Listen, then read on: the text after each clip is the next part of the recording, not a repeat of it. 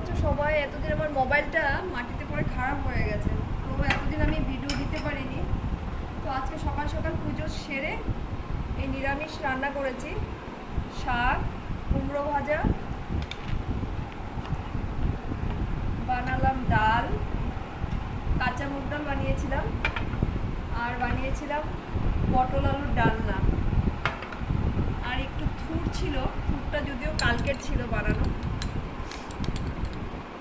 একটু ছিল বেঁচে, তাই প্রচুর গরম বাবা।